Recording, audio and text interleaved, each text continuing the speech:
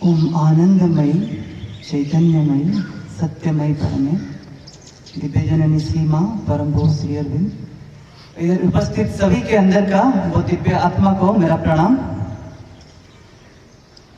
ये हमारा सौभाग्य है कि ऐसा एक चमत्कार वातावरण में आज हम उपस्थित हैं और श्री अरविंद को उपस्थापित कर रहे हैं आप सबके सामने। तो उनको जब उपस्थापित कर रहे हैं, श्री माँ का एक वाक्य मन में आता है। वो बोलते हैं कि who can understand Shri Aurobindo, he is as vast as the universe and his teaching is infinite।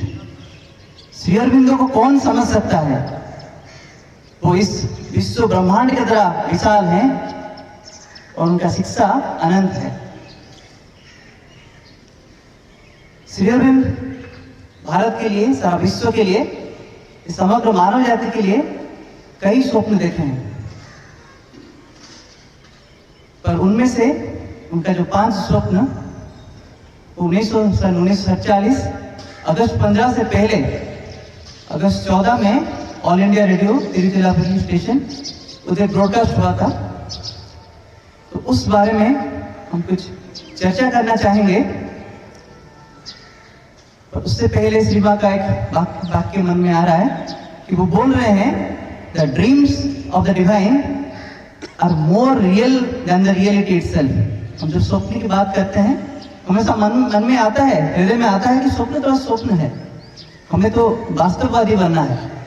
तो श्री माँ बोल रहे हैं, जो भगवान स्वप्न देखते हैं वो वास्तवता से भी ज्यादा वास्तव होता है, क्योंकि जब वो स्वप्न देखते हैं उनके साथ एक शक्ति भी इधर अवतरित होता है, जो स्वप्न को वास्तवता के परिवर्तन करने के लिए, परिणत करने के लिए काम करता है। तो श्री अरविंद का जो विजन है उसके पीछे हम देख सकते हैं एक डिवाइन फोर्स इज वर्किंग, एक भगवत शक्ति जो इधर कार्य कर रहा है और उसको वास्तवता की ओर ले रहा है। और एक साधक नीरज बरन वो बोल रहे हैं, हाँ श्री अरविंद तो स्वप्न देख लिए हैं, पर वो स्वप्न के लिए हमारा भूमिका क्या है? तो वो बोल रहे हैं, to involve with the dreams of Shri Aurobindo you should have a heart of a lion and vital of Napoleon. वो बोल रहे हैं, अगर श्री अरविंद जो स्वप्न देखे हैं उसके साथ आप थोड़ा जुड़ना चाहते हो, उसके साथ जड़ित होना चाहते हो, तो आपको एक शेर का हृदय चाहिए और नेपोलियन की तरह एक प्राण सत्ता चाहिए, शक्ति चाहिए, तब जाके उसका जो स्वप्न है उनके लिए हम काम कर सकते हैं। तो वो जो स्वप्न जो उधर ब्रॉडकास्ट हुआ वो कौन सा दिन था? अगस्त 15 के लिए अगस्त 14 तारीख में हो रहा था। तो श्री अरविंद तो बोल रहे हैं कि उनका जन्मदिन अगस्त 15 है और उसी दिन भारत स्वाधीन हो रहा है। तो वो बोल रहे हैं कि ये जो दिन है, तो मेरा जन्मदिन पे भारत स्वाधीन हो रहा है, it is not A coincidence, it is not an accident, ये कोई घटना नहीं है, it is the seal and sanction of the divine.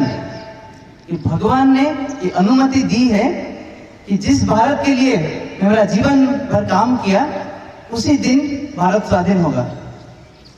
प्रभु देख रहे हैं, इसी दिन में देख रहा हूं कई सारी शक्तियां इस पृथ्वी में काम कर रहा है और विश्व में बहुत सारे घटनाएं घट रहा है, और जो मैं स्वप्न देखा हूं भारत के लिए, वो धीरे धीरे वो सब सच होने जा रहा है।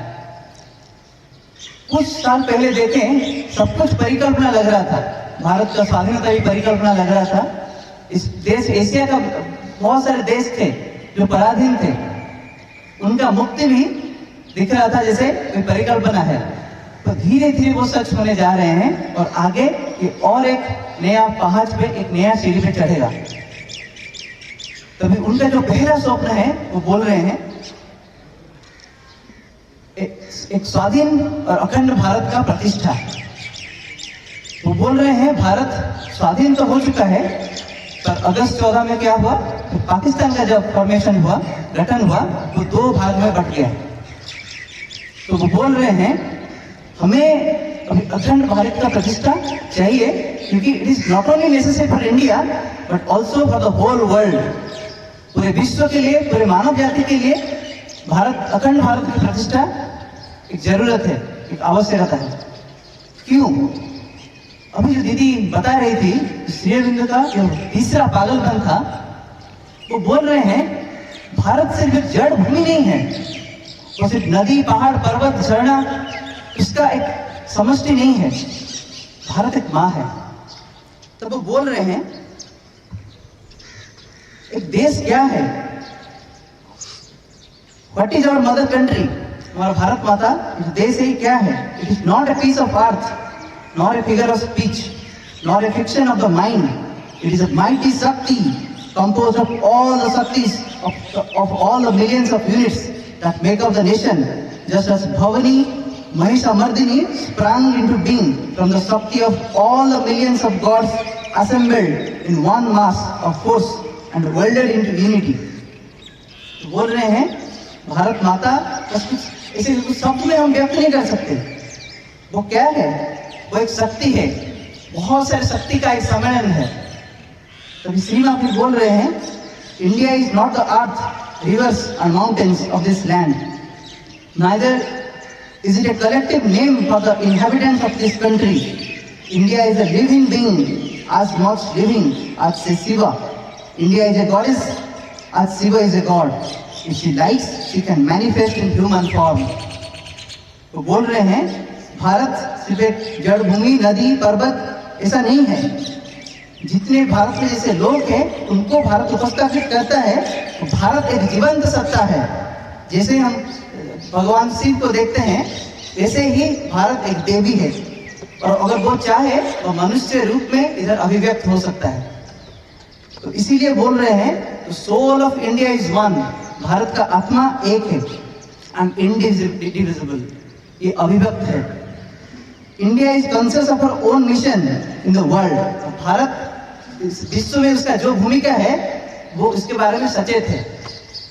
इसीलिए वो बोल रहे हैं अगर भारत का आत्मा एक है तो भारत विभाजित हो जाता है, मतलब भारत का आत्मा भी विभाजित हो जाता है। श्रीमा बोल रहे हैं Pakistan has been formed by falsehood and fraud. एक मिथ्याचार की वजह से ही पाकिस्तान का सृष्टि हुआ है।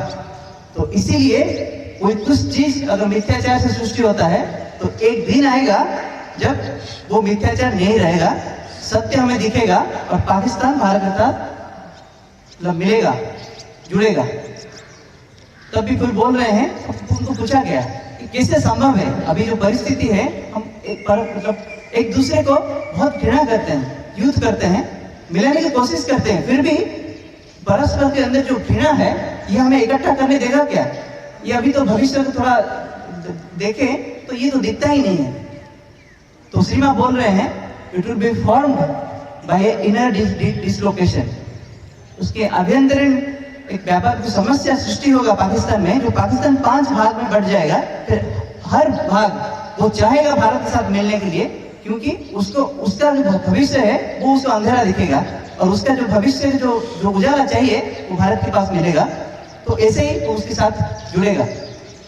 तो श्री अरविंद का जो स्वप्न है, जो अखंड भारत का प्रतिष्ठा होगा, तो बोल रहे हैं भारत के साथ और 8 देश मिलके एक अखंड भारत का निर्माण होगा। बोल रहे हैं पाकिस्तान, अफगानिस्तान, नेपाल, भूटान, तिब्बत, बर्मा, बांग्लादेश, श्रीलंका और ये सब 8 देश भारत के साथ मिलके एक अखंड भारत का निर्माण होगा। तो बोल रहे हैं unity must be achieved and it is required for the welfare of the whole world and for humanity. ये जो एकत्व ये जरूर हासिल किया जाएगा, क्योंकि ये सारा विश्व के लिए, समग्र मानव जाति के लिए ये जरूरी है। फिर उनका जो दूसरा स्वप्न है वो बोल रहे हैं एशिया का मुक्ति और पुनर्जागरण। तो वो बोल रहे हैं कि एशिया का बहुत सारे देश, जब भारत की स्वाधीनता मिल रहा है तो एशिया का बहुत सारे देश मुक्त हो चुके हैं और बाकी देश अभी मुक्ति के पथ में है। पर एक चीज जो नहीं है वो है पुनर्जागरण, मतलब एशिया के अंदर वो जागृति नहीं है। तभी बोल रहे हैं इसमें भी भारत का एक प्रमुख भूमिका है। कैसे? अगर थोड़ा हम देखें एशिया का जो देश, इवन हम चाइनीज कल्चर में जाएं, उसका संस्कृति में जाएं, तो देखेंगे कि जैसे भी हो उसका जो कोर कल्चर है, जो बुद्धिज्म है, बहुत सारे जो कल्चर उधर है, तो दे आर इनवर्ड, उनको अंतर्मुखी होते हैं। लेकिन साउथ कोरिया में भी जाएं, उनका जो कल्चर है वो हमेशा उनको प्रेरित करता है आप अंदर जाओ। जापान में भी वही चीज है, क्योंकि they are influenced by the Indian culture, Indian spirituality.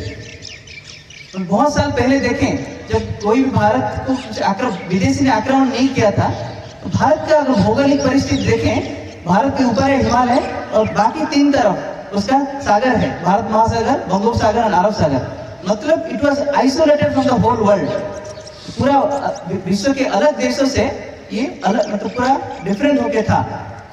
तब बोल रहे हैं उस वक्त भारत क्या कर रहा था। श्री अरविंद बोल रहे हैं कि भारत उस वक्त अपना संधान कर रहा था, खुद का संधान कर रहा था, और इस विश्व में जितने सारे समस्या हैं उसका समाधान निकाल रहा था। तो ये जो अमूल्य रत्न है इंडिया के पास, जो आध्यात्मिक ज्ञान है, अगर भारत किसी के साथ नहीं मिल पाया तो सारा विश्व के पास ये कैसे पहुंचेगा। तो श्री अरविंद बोल रहे हैं it was the divine plan that the foreign Nations invaded India. ये भगवान का ही योजना था जिसके वजह से विदेशियों ने भारत के ऊपर आक्रमण किया, क्योंकि भारत के पास जो ज्ञान है वो सबके पास पहुंचना चाहिए। तो वो जब आए भारत से वो निकाल के लिए ताकि वो सबके पास पहुंच सके। पर उसके अंदर क्या हुआ, भारत अपना अस्तित्व खो बैठा, वो खुद क्या है वो खुद भूल गया।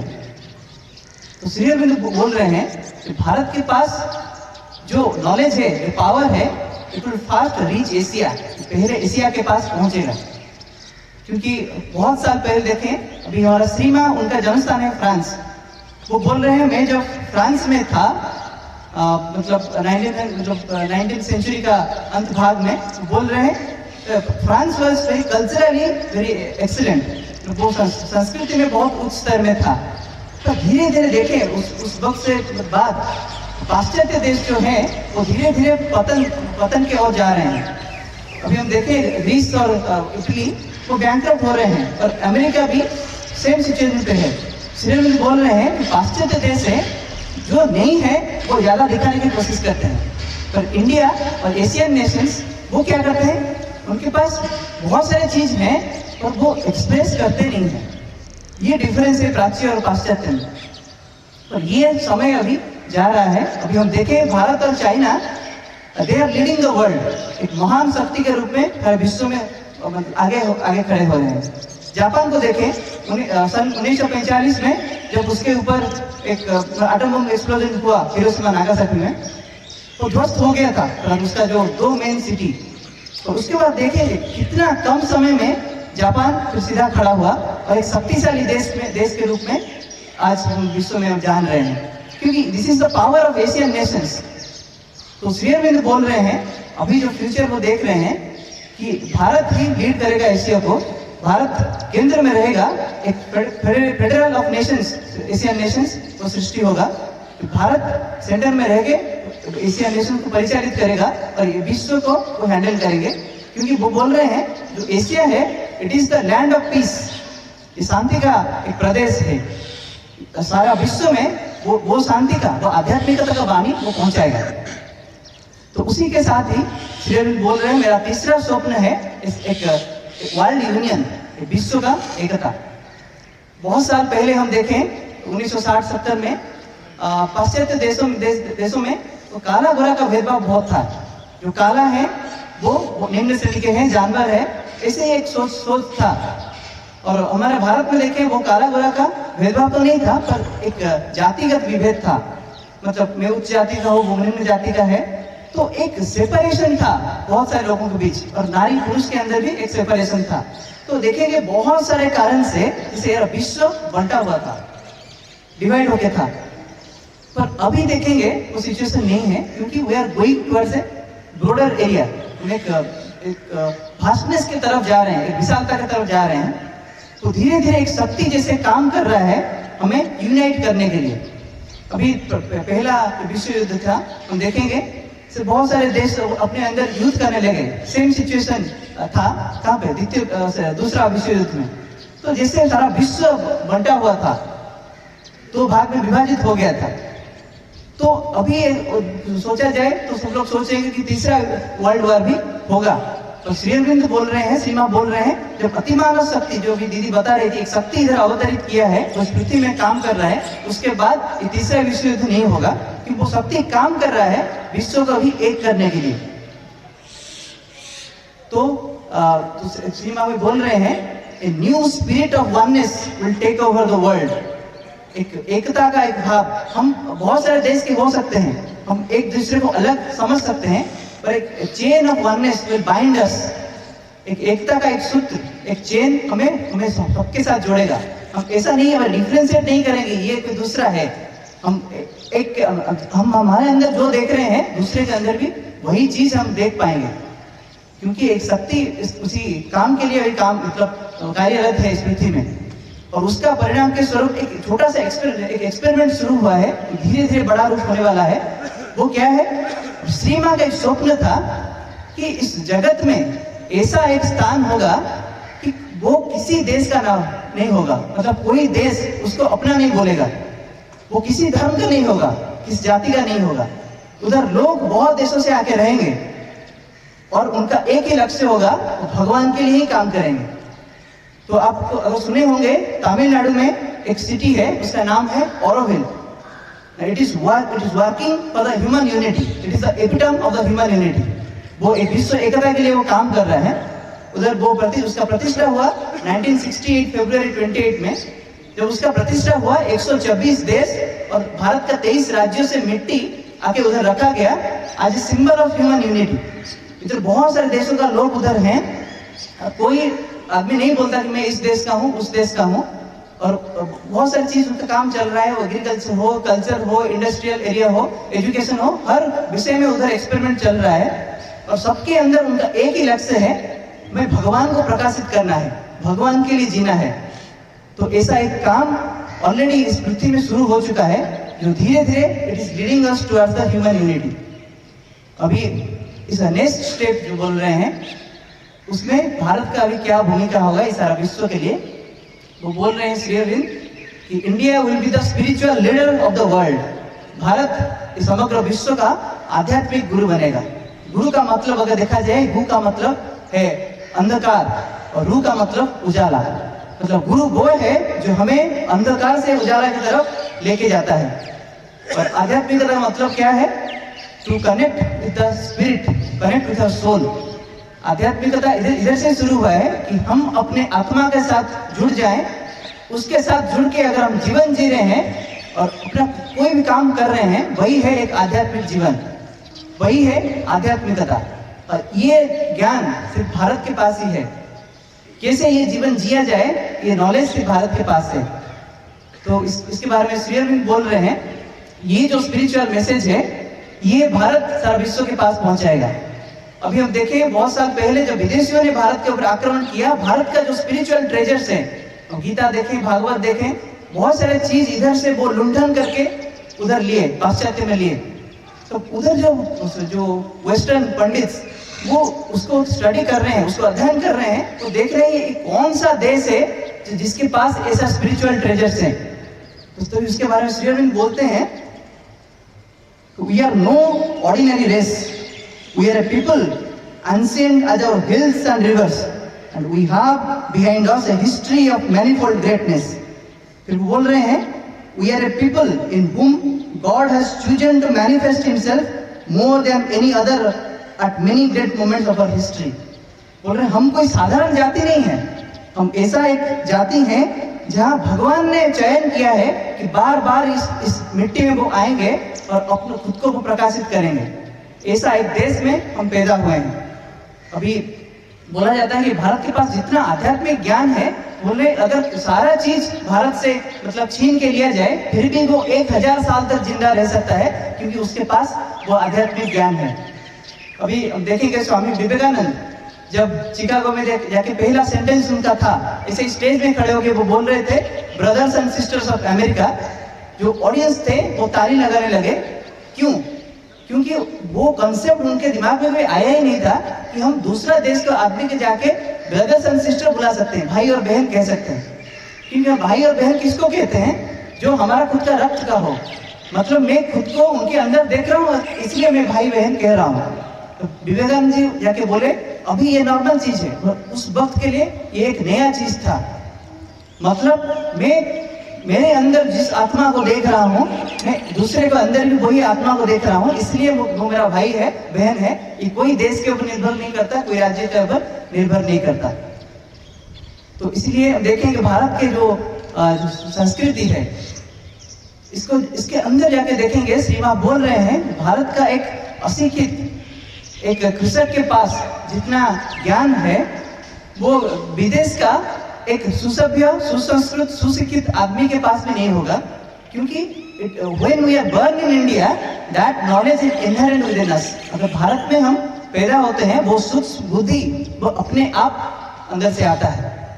तो श्री अरविंद बोल रहे हैं ये जो स्पिरिचुअल आध्यात्मिक ज्ञान है, तो भारत विश्व के पास पहुंचने के लिए हमें क्या करना पड़ेगा? तो श्री अरविंद बोल रहे हैं it is only the Indian who can believe everything, dare everything, sacrifice everything. भारतीय हैं तो सब कुछ वो विश्वास कर सकते हैं, हर चीज के लिए वो साहस कर सकते हैं, सब कुछ वो त्याग कर सकते हैं।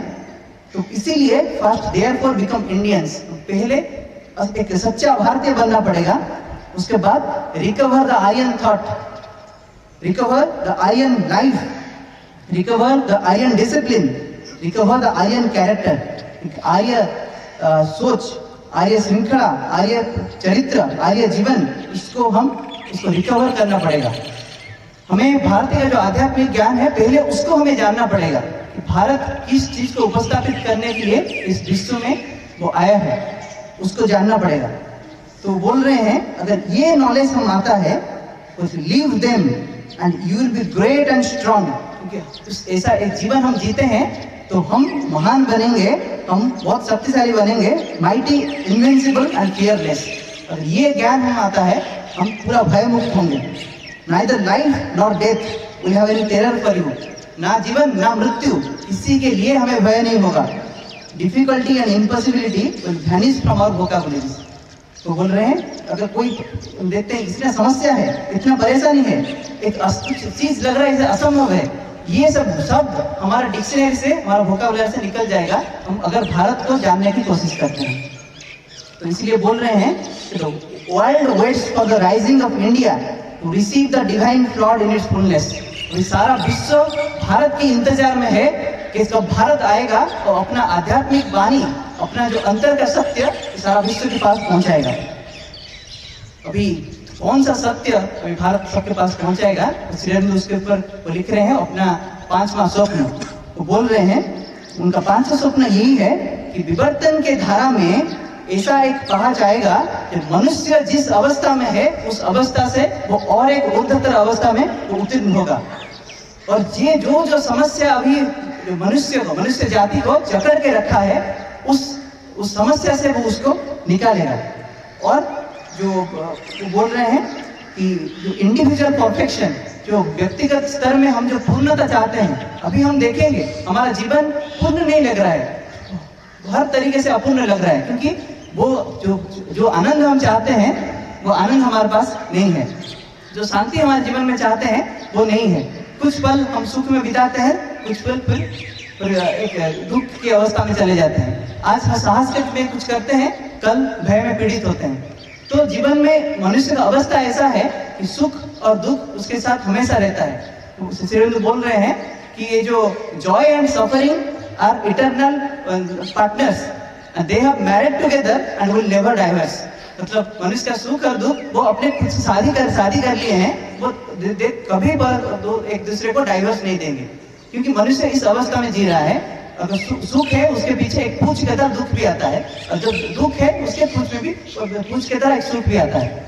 तो वो बोल रहे हैं विवर्तन की धारा में मनुष्य जिस स्थिति में है उसको और एक ऊपर की अवस्था में उठना पड़ेगा, उसी में ही उसका समाधान है। तो श्री मां बोल रहे हैं Shri Aurobindo have shown that the truth does not lie in running away from earthly life. अभी जैसे एक फिलोसफी है आध्यात्मिकता मतलब संन्यास है, मतलब हम जीवन को छोड़ के चले जाएं। तो श्री अरविंद बोल रहे हैं कि ऐसा एक धारणा हमारे अंदर है, पर ये सही नहीं है। अभी जो हमें करना पड़ेगा, इसी जगह पे, इसी संसार के अंदर रह के हमें उसको ट्रांसफॉर्म करना पड़ेगा, उसको एक नया रूप देना पड़ेगा, डिवाइनाइज इट, उसको अंदर एक दिव्यता भरना पड़ेगा, so that divine can manifest here, ताकि भगवान इधर खुद को अभिव्यक्त कर सके, खुद को प्रकाशित कर सके इन दिस फिजिकल वर्ल्ड। ये जड़ जगत में भगवान खुद को प्रकाशित करेंगे। तो श्री अरविंद इसी सत्य को बोल रहे हैं कि मनुष्य, वो जैसे पहले बानर था, पहले मनुष्य सृष्टि होने से पहले वो बंदर था, तो बंदर में से कुछ बंदर मनुष्य बने, सारा बंदर मनुष्य नहीं बन गए।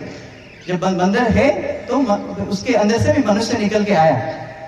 तो श्री अरविंद बोल रहे हैं जैसे मनुष्य अंत नहीं है, हम एक ट्रांजिशन पीरियड में है, एक संदिग्ध अवस्था में है। मनुष्य फिर उधर उसका खुद का अवस्था से अति मानव की स्थिति में उत्तीर्ण होगा। मतलब एक नया जाति इस पृथ्वी में आ रहा है, जिसका नाम श्री अरविंद दिए हैं अति मानव जाति। और जो अति मानव शक्ति इसी काम के लिए वो इधर कार्यरत है, ताकि मनुष्य जिस अवस्था में है, जो मनुष्य चाहेगा एक नया स्थिति में उत्तीर्ण होने के लिए, उसको वो ऊपर उठाएगा। तो ये हमारे पास अभी एक चांस है कि हम सम्मति देते हैं कि नहीं, हम समझ पाते हैं कि नहीं कि यही है एक विवर्तन का प्रक्रिया, और विवर्तन हमसे यही चाहता है। तो बोल रहे हैं तो ये कब संभव होगा? India shall take her true place in the world. Bharat सारा विश्व में अपना सही रास्ता कब लेगा?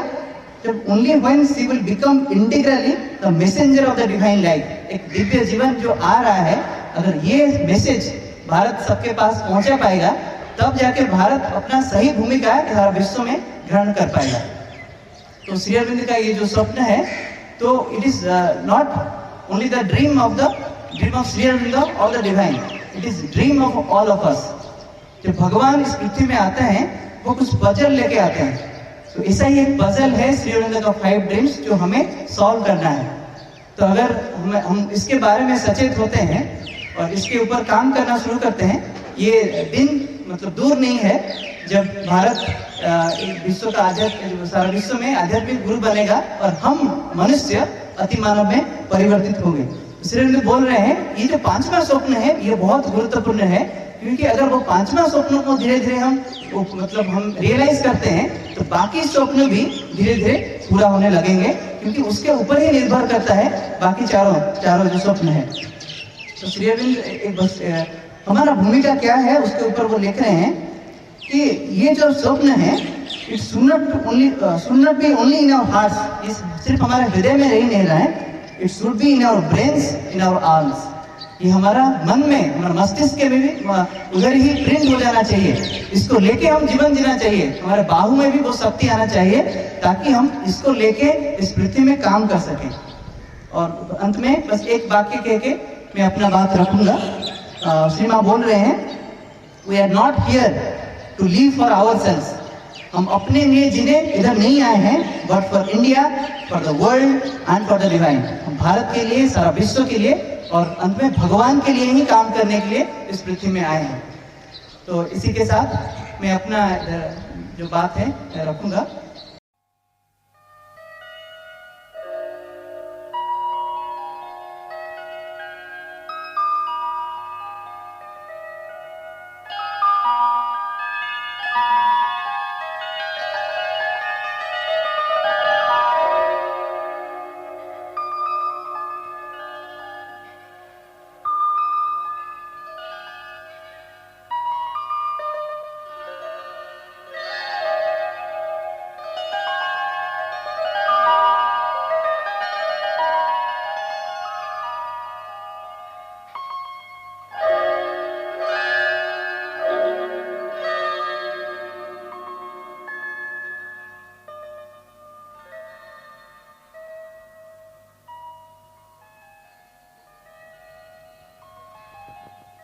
A shapeless memory lingers in us still, and sometimes when our sight is turned within, ignorant veil is lifted from our eyes, there is a short, miraculous escape.